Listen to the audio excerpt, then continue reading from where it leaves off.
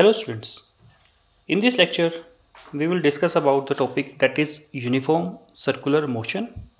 और उसके बाद बेटा हम लोग कुछ क्वेश्चन डिस्कस करेंगे ब्लूप्रिंट के जो एनसीईआरटी बुक में गिवन है। तो सबसे पहले हम लोग स्टार्ट करते हैं बेटा यूनिफॉर्म सर्कुलर मोशन। जैसे हम लोगों ने यूनिफॉर्म मोशन को डिस्कस किया था बेटा, तो उसमें क्या था कि जो ऑब्जेक्ट है वो इक्वल डिस्टेंस कवर करेगा इक्वल टाइम में। अब यहाँ पे एक वर्ड और ऐड हुआ बेटा, सर्कुलर मोशन।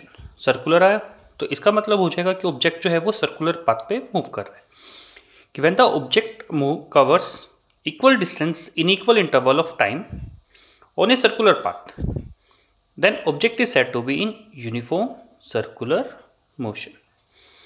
मतलब जब भी कोई ऑब्जेक्ट बेटा सर्कुलर पाथ पे मूव कर रहा है और वो इक्वल डिस्टेंस कवर कर रहा है इक्वल टाइम में, तो उस टाइप के मोशन को हम लोग बोलते हैं बेटा यूनिफॉर्म सर्कुलर मोशन।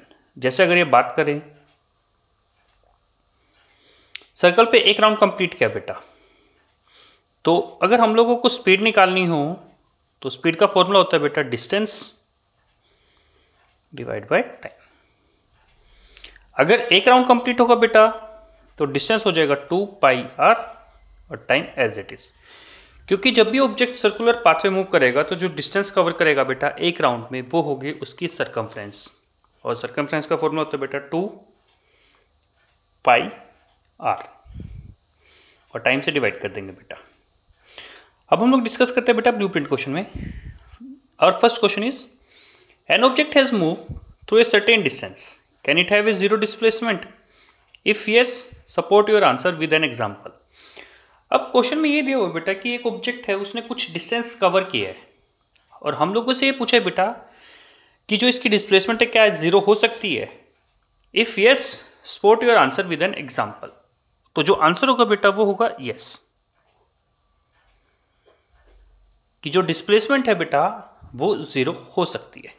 अब हम लोगों को एग्जांपल देना है बेटा, तो एग्जांपल में हम लोग कुछ भी लिख सकते हैं, लेकिन उसमें ये मेंशन करेंगे कि ऑब्जेक्ट जो है अपनी इनिशियल से चला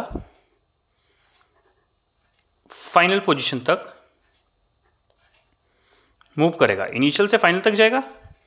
कंडीशन क्या रहेगी बेटा जीरो डिस्प्लेसमेंट के लिए कि जो उसकी इनिशियल पोजीशन है बेटा और जो फाइनल पोजीशन है वो क्या होंगी? सेम होंगी। जब इनिशियल और फाइनल पोजीशन सेम होगी बेटा, उसी कंडीशन में जो डिस्प्लेसमेंट है वो जीरो हो सकती है।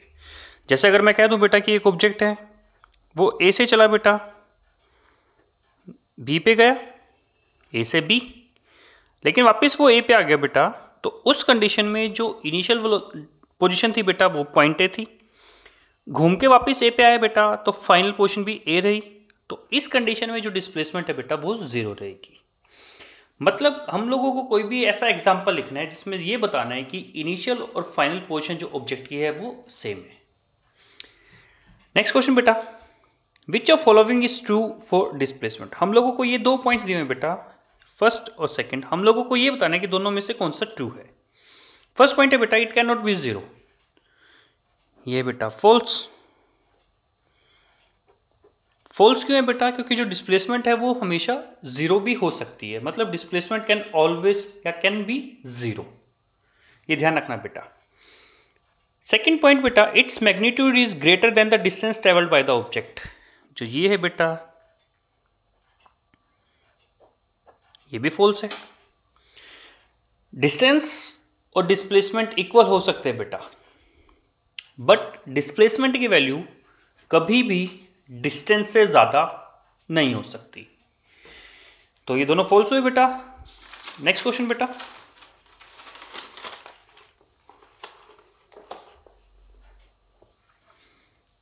A farmer moves along the boundary of a square field of side 10 meter in 40 seconds. What will be the magnitude of displacement of the farmer at the end of 2 minutes 20 seconds from its initial position? जैसे बात करें बेटा,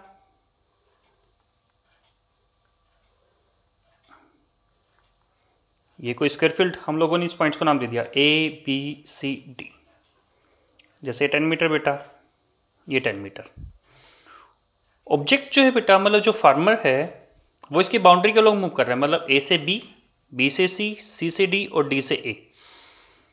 एक round complete हुआ बेटा, 40 second में। अब हम लोगों को डिस्प्लेसमेंट बतानी है बेटा 2 मिनट 20 सेकेंड। अगर इसको सोल्व करेंगे तो आएगा बेटा 140 सेकेंड।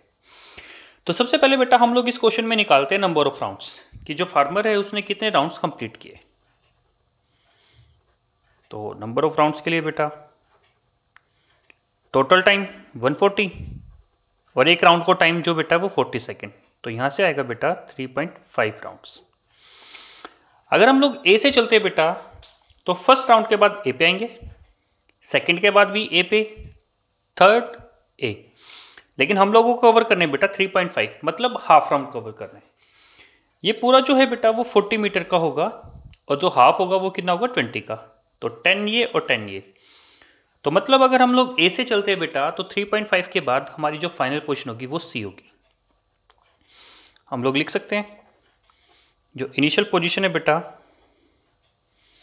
वो क्या थी, पॉइंट ए, और जो फाइनल पोजीशन होगी बेटा वो पॉइंट सी। तो जो हमारी डिस्प्लेसमेंट है बेटा वो क्या होगी, ए सी, मतलब ये बेटा। तो अब ए सी निकालो बेटा पाइथागोरस थ्योरम यूज करके, a b square plus b c square under the root. अब इनकी वैल्यू सकते हो बेटा, ए भी 10 है, बी सी भी 10 है, तो ये 100,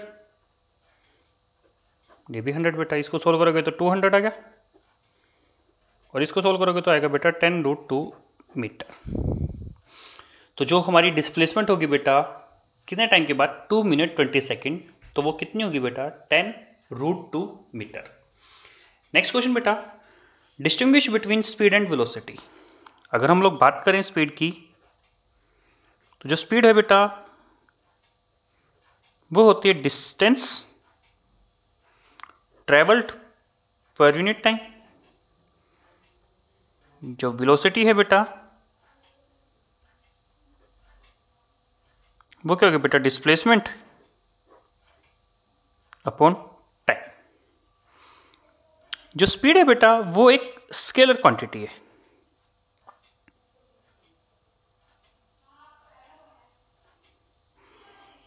लेकिन जो वेलोसिटी है बेटा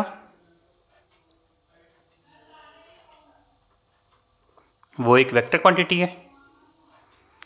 जो स्पीड है बेटा वो हमेशा क्या रहेगी, पॉजिटिव रहेगी, ऑलवेज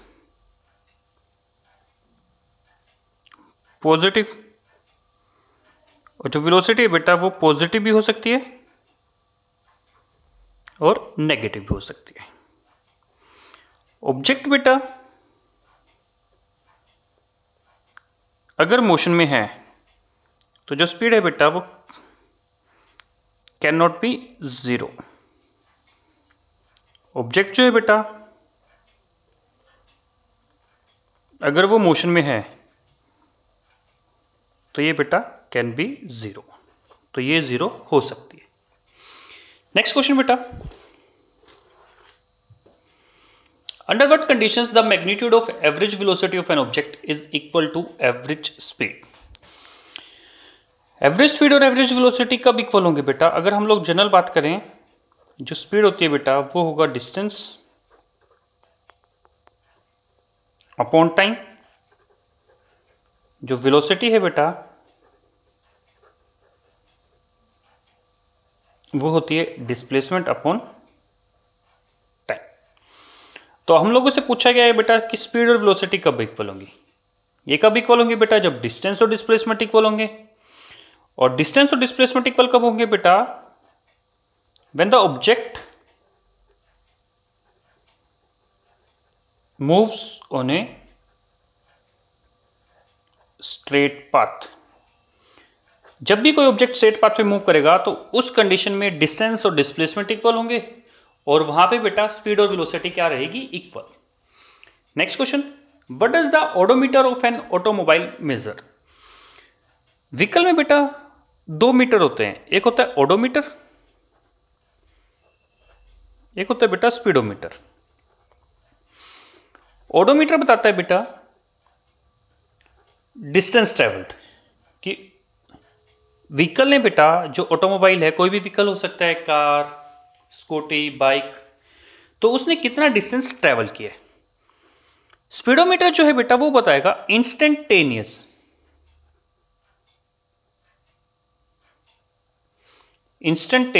स्पीड, कि किसी भी इंस्टेंट पे जो स्पीड है बेटा व्हीकल की, उसकी वैल्यू बताएगा कौन? स्पीडोमीटर।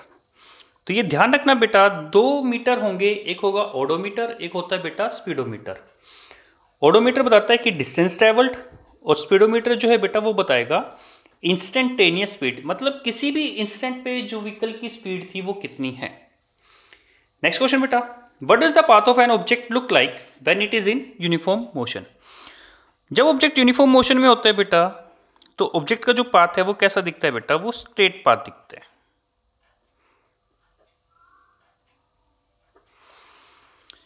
नेक्स्ट क्वेश्चन बेटा, the odometer of car reads 2000 kilometre at the start of trip and 2400 kilometer at the end of trip.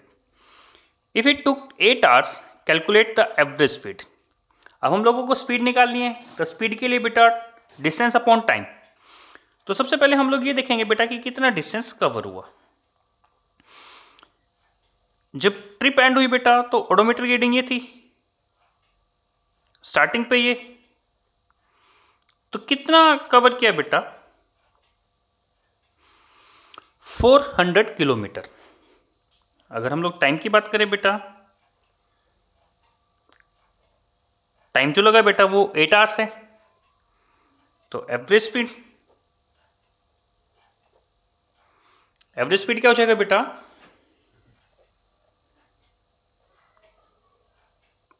Total distance upon total time. तो डिस्टेंस कितना हुआ बेटा? 400 डिवाइड बाय 8। इसको सोल्व करेंगे तो आ जाएगा बेटा 50 किलोमीटर पर।